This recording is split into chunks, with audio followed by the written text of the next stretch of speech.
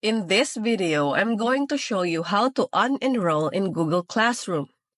To unenroll, go to Google Classroom. And in here, we have one class, or let's say subject. Let's try to add another class so that we could see the difference.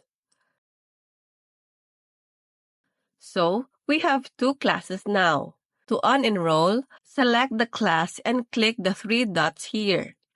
And click on Enroll.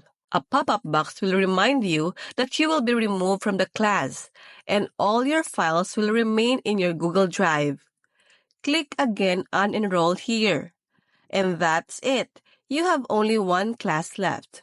For more videos like this, hit the subscribe button and click the notification bell so that you get notified for our new uploaded videos. See you next time!